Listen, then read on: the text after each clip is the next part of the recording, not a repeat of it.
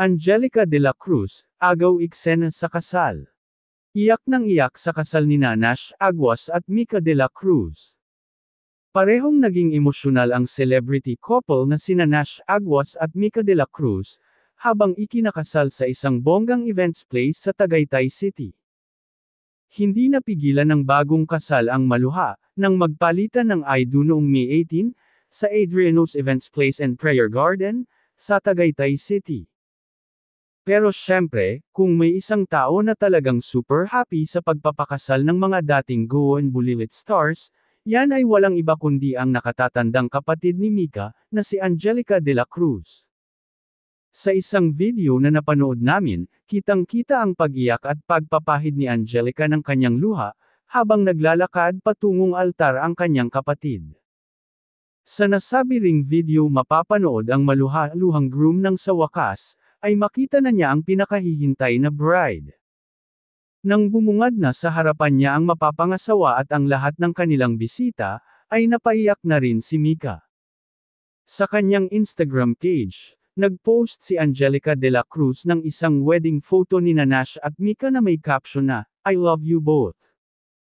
Sa lahat ng kanyang panayam, palaging ibinabandera ni Mika ang closeness nila ng kanyang ate, at napifeel din niya kung gaano siya kamahal nito. Ramdam na ramdam ko. 18 years ang agwat namin so, parang pwede na niya akong maging anak, sabi ni Mika about her sister.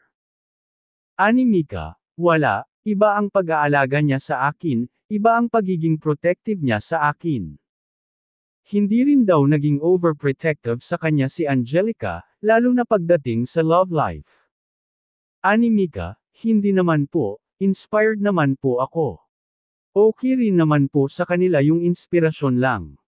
Si ate, ang palaging sinasabi niya lang sa akin, just be yourself. Kasi palagi akong kinakabahan, palagi akong, baka hindi ako magustuhan.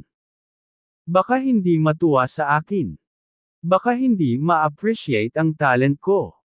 Pero sa kanya naman, just be yourself. Kung makita nila kung paano ka sa totoong buhay, magugustuhan ka nila. At saka, focus, yun ang palagi nilang sinasabi sa akin. Huwag kang matakot sa kahit ano, basta focus ka sa trabaho mo at huwag kang makikinig sa ibang tao. Narito naman ang ilan sa mga comments ng mga netizens. Congratulations to both of you. Ang tanda ko na pala talaga.